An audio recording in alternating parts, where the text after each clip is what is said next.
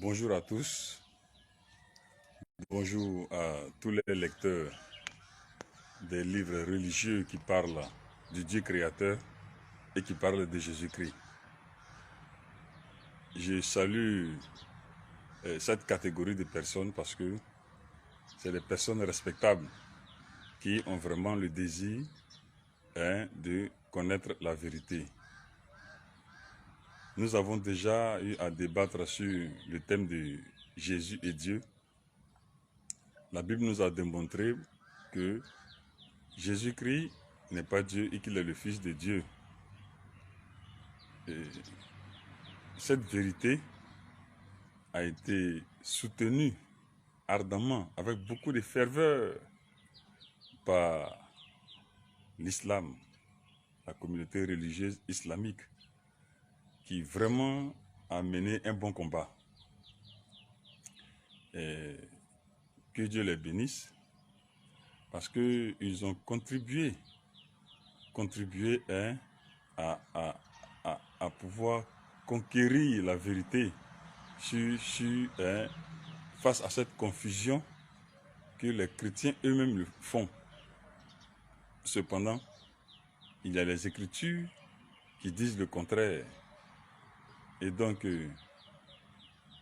l'islam a vraiment eu une intelligence parfaite à ce niveau de comprendre les Écritures. Tant ils ont été intéressés par ce sujet chrétien, sinon du christianisme, parce que aussi ils ont vu l'intérêt à défendre cela. Ils ont vraiment vu l'intérêt à défendre cela. Jésus n'est pas Dieu, Jésus les intéresse parce que Jésus est aussi dans le Coran. Voilà ce qui a bien poussé les musulmans à se décarcasser, sinon à fournir tout le dévouement, leur énergie pour faire comprendre aux frères croyants chrétiens que la vérité est toute simple comme elle est aussi bien dite dans le Coran. Et des versets bibliques aussi utilisés par nos frères musulmans ont permis d'étayer leurs propos, sinon la vérité. Ce matin, je reviens encore pour rappeler ce fait et tirer une petite attention sur les frères musulmans qui ont parlé de tout, bien parlé de tout, mais qui ont sauté quelque chose qui les concerne un peu plus. Voilà, parce que c'est vrai que Jésus n'est pas Dieu, mais il est le chemin qui mène à Dieu. Il est le chemin qui mène à Dieu et il reviendra pour récupérer, pour prendre ses élus, les élus de Dieu, et les faire repartir par ce chemin-là. Voilà pourquoi il a tracé ce chemin à travers l'enseignement. Jésus a tracé le chemin à travers l'enseignement, à travers la vérité. Et Jésus reviendra sur le chemin de la vérité, récupérer les élus et les faire repasser par le même chemin de la vérité pour aller au Père. Voilà comment nous pouvons aujourd'hui interpeller nos frères lecteurs du Coran qui ont cette vérité en eux, du retour de Jésus, fils de Marie, qui reviendra pour le jugement. Mais au nom de quel enseignement, au nom de quelle loi, au nom de quel principe? Si nous devons être logiques, puisque j'ai parlé de l'intelligence, de la cohérence, de la logique, donc si nous voulons être logiques, toujours dans un esprit de Dieu, puisque Dieu c'est la raison, c'est l'intelligence, nous comprendrons qu'il est nécessaire, impérieux, de suivre les instructions de celui-là qui reviendra pour réclamer des comptes sur l'enseignement qu'il a laissé. Mais nous regrettons de constater que le Coran utilise un autre chemin qui est celui du prophète Mohammed sallallahu alayhi wa sallam, lui-même qui n'est pas la solution, qui ne sera pas au jour du jugement. peut-être qu'il sera jugé lui-même. Bon, aujourd'hui, ça, c'est pas le sujet qui est à l'ordre du jour. Mais ce que nous disons essentiellement, c'est que de la manière Jésus reviendra pour juger le monde, c'est de cette même manière-là que son nom est souverain. Et son nom souverain-là doit avoir des répercussions sur les pratiquants, c'est-à-dire de ceux-là qui connaissent sa souveraineté. Voilà, il est vraiment, c'est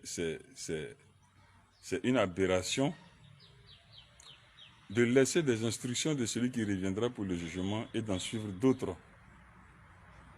Voilà. Donc, de cette même manière, nous reconnaissons que Jésus n'est pas Dieu. C'est de cette même manière aussi que les frères musulmans doivent reconnaître qu'il est le chemin qui mène à Dieu et que tout ce que nous faisons se fera en son nom. Le Coran est extrait de la Bible. La Bible a mentionné cet enseignement de Jésus-Christ.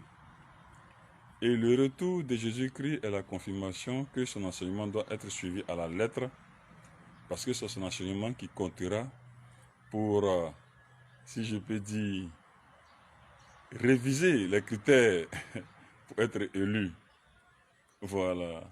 Donc, aujourd'hui, le message est plus porté sur l'unité, sur l'union, sur la vérité, bien sûr, sur la bonne foi.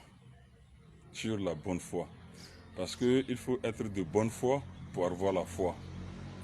Nous parlerons de la foi une prochaine fois, mais pour l'instant, il faut être de bonne foi.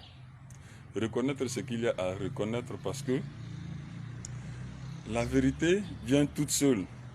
Il ne s'agit pas de prendre en compte des considérations et des préjugés. Voilà. Ce sont des écritures et ce sont des traces, des preuves qui doivent motiver les lecteurs à marcher selon la vérité. Ok? Donc, ce matin, j'invite les chrétiens et les musulmans à trouver le juste milieu enseigné par les deux, c'est-à-dire la Bible et le Coran, sinon la Bible. Et trouver le juste milieu, c'est de reconnaître que Jésus n'est pas Dieu et prier au nom de Jésus-Christ. Voilà. Les deux parties seront satisfaits ainsi. C'est pas trop l'intérêt de satisfaire les deux parties, mais c'est ce qui est la vérité. C'est ce qui est la vérité. Et donc, soumettons-nous à la vérité. Ne nous laissons point séduire par les réformateurs qui transforment les paroles de Dieu. Bon, prochainement aussi, dans le message de la foi, nous comprendrons le rôle de ceux-ci. Que Dieu nous bénisse.